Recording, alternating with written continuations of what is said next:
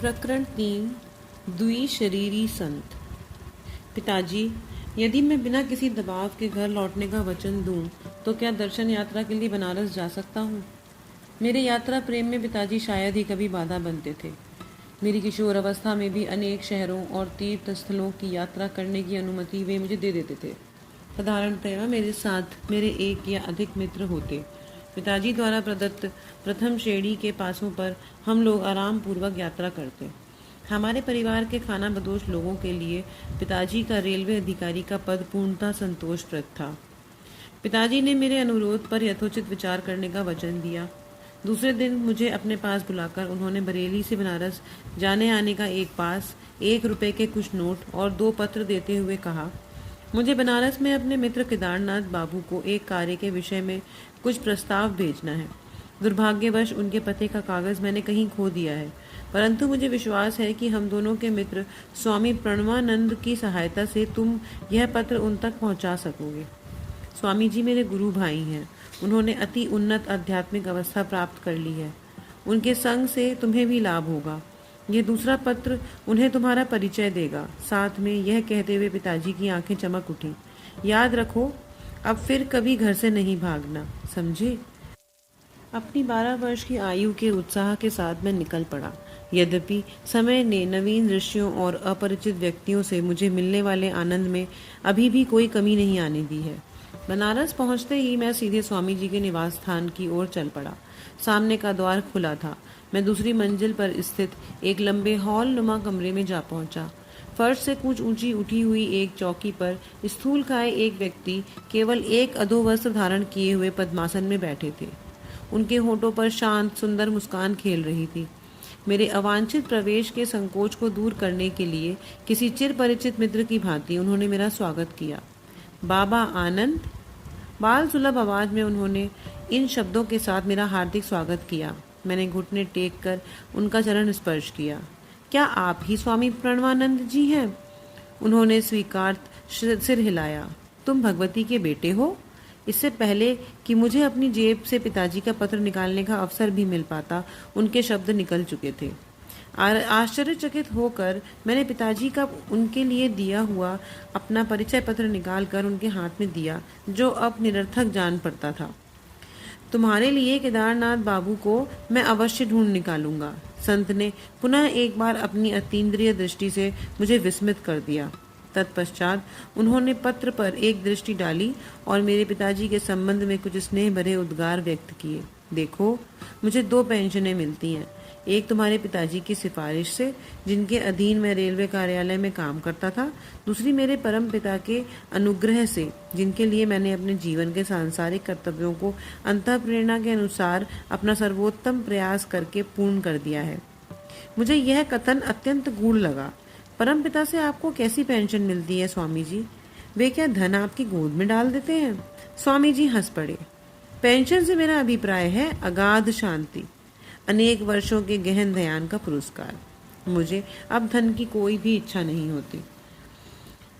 मेरी अत्यल्प भौतिक आवश्यकताओं की पूर्ति हो जाती है। इस दूसरी पेंशन का तात्पर्य तुम बाद में समझ जाओगे। अचानक वार्तालाप बंद कर स्वामी जी गंभीर और निश्चल हो गए। किसी रहस्यमय भाव ने उन्हें आवृत कर लिया। प्रारंभ में तो उनकी आंखें चमक उठी, जैसे किसी आकर्षक वस्तु को देख रही हूँ। बाद में निष्प्रभ हो गई। मैं उनके इस अचानक मौन से उद्विग्न हो गया। उन्होंने अभी तक मुझे यह नहीं बताया था कि मैं अपने पिताजी के मित्र से कैसे मिल सकूंगा। तनिक बेचैन होकर मैंने उस खाली कमरे में दृष्टि दौड़ाई, जिसमें हम दोनों के अतिरिक्त और कुछ भी नहीं था। जिस चौकी पर वे बैठे थे, उसके नीचे रखी उनकी काठ की खड़ाऊ पर मेरी दृष्टि पड़ी। छोटे महाशय, चिंता मत करो। जिससे तुम मिलना चाहते हो वे आधे घंटे में यहाँ पहुँच जाएंगे। योगीवर मेरे मन को पढ़ रहे थे। उस समय यह कोई बड़ी बात भी नहीं लग रही थी। उन्होंने पुनः गहन मौन धारण कर लिया। अब मेरी घड़ी से मुझे पता चला कि 30 मिनट बीत चुके हैं। तब स्वामी जी स्वयं ही उठ गए। लगता है केदारनाथ बाबू दरवाजे के निकट पहुंच गए हैं, उन्होंने कहा। मैंने सीढ़ियों से किसी के ऊपर आने की आहट सुनी। विस्मित अबोधता में मैं अचानक डूब गया। असमंजस में मेरे विचार दौड़ने लगे। बिना किसी संदेशवाहक का उपयोग किए पिताजी के मित्र को वहां बुलाना कैसे संभव हो सकता है? मेरे वहाँ आने के बाद स्वामी जी ने तो मेरे अतिरिक्त किसी से भी बात नहीं की है। मैं चुपचाप उठकर कमरे से बाहर आया और सीढ़ियाँ उतरने लगा। आधे रास्ते में ही मध्यम कद के एक दुबले पतले गौर वर्ण व्यक्ति से मेरी भेंट हुई। वे किसी जल्दी में लग रहे थे। क्या आप केदारनाथ बाबू हैं?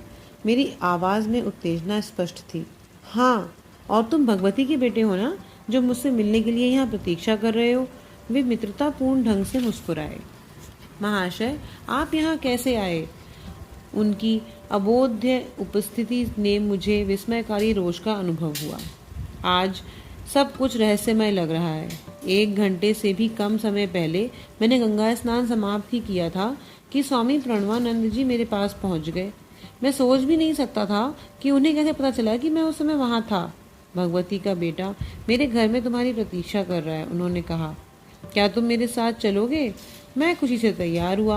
हम लोग हाथ में हाथ डालकर चलने लगे, किंतु खड़ाऊ पहनने के बावजूद भी स्वामी जी आश्चर्यजनक ढंग से मुझे पीछे छोड़कर आगे निकल गए, हालांकि मैं ये मजबूत जूते पहने हुए था।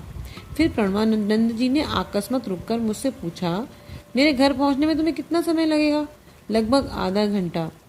मुझे अभी कुछ और काम है, उन्होंने एक रहस्यमय दृष्टि मुझ पर डाली।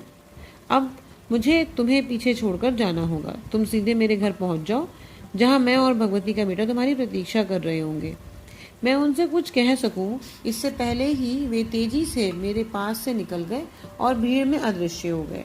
मैं जितना तेज चल सकता था उतना तेज चलकर यहाँ पहुंचा हूं।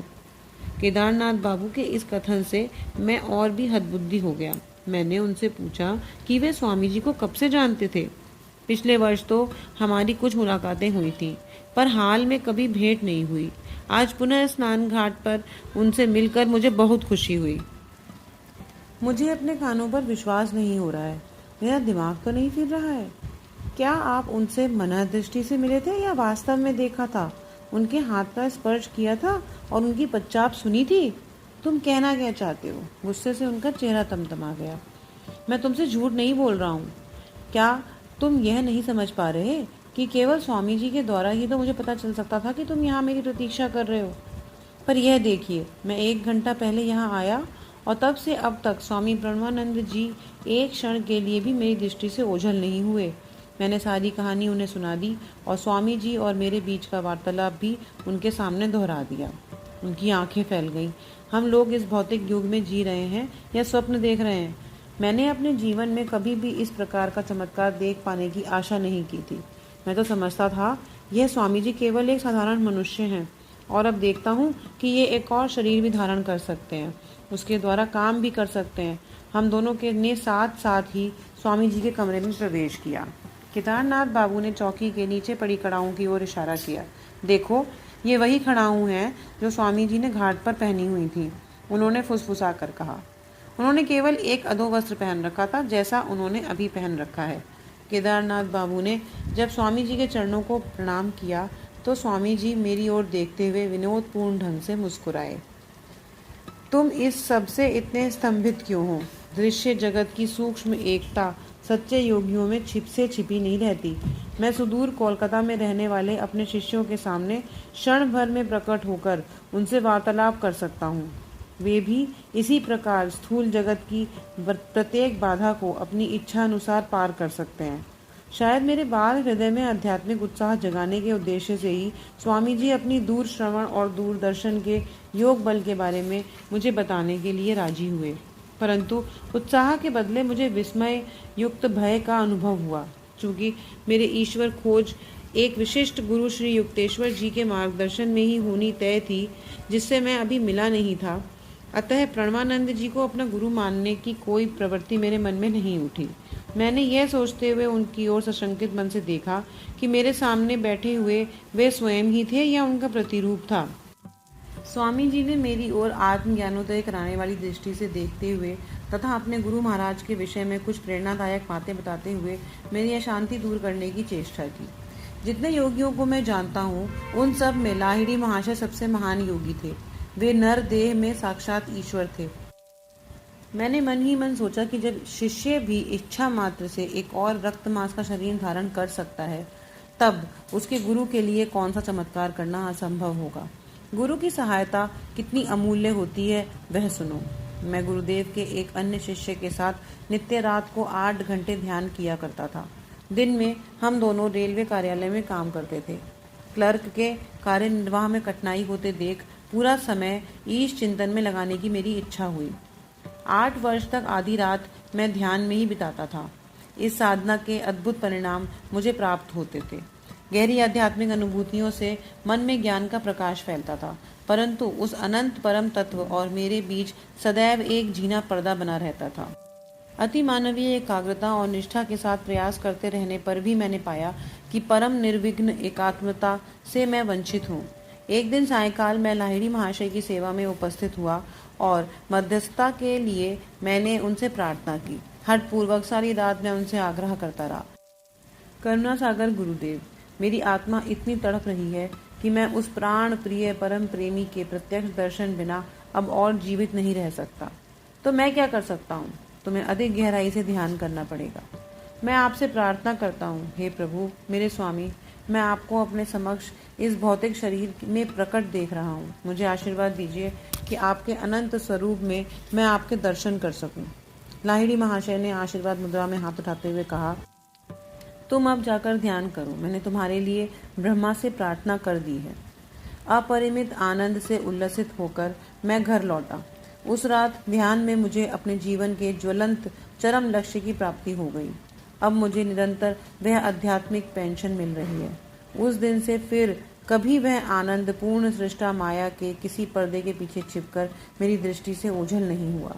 प्रणवानंद जी का मुखमंडल दिव्य तेज से दमक रहा था। एक अलौकिक शांति मेरे हृदय में प्रविष्ट हुई। सारा भय नष्ट हो गया। फिर स्वामी जी ने और एक गुप्त बात मुझे बताई। कुछ महीनों बाद मैं फिर लाहिड़ी महाशय के चरणों में उपस्थित हुआ और उनके असीम वरदान के लिए कृतज्ञता प्रकट करने का मैंने प्रयास किया। फिर मैंने दूसरी एक बात छेड़ी, दया निधान गुरुदेव, मैं अब ऑफिस में काम नहीं कर सकता। कृपा करके मुझे मुक्त कर दीजिए। ब्रह्म मुझे निरंतर मदमस्त बनाए रखता है।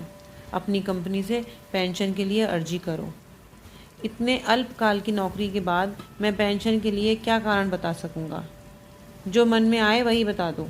अगले दिन मैंने पेंशन के लिए आवेदन दे दिया। डॉक्टर ने समय पूर्व पेंशन के लिए कारण पूछा। काम करते समय मेरी रीढ़ में मुझ पर काबू करने वाली कोई अत्यधिक तीव्र संवेदना उठती है। वह पूरे शरीर में फैल जाती है और फिर मैं अपने कर्तव्यों का निर्वाह करने में असमर्थ हो जाता हूँ। और कोई प्रश्न किए बिना डॉक्टर ने पेंशन के लिए मेरे पक्ष में बहुत अच्छी सिफारिश लिख दी और मुझे शीघ्र ही पेंशन मिल गई। मैं जानता हूँ कि डॉक्टर और तुम्हारे पिता सहित सब संबंधित रेलवे अधिकारियों के माध्यम से लाहिड़ी महाशय की दैवी इच्छा ही कार्य कर रही थी।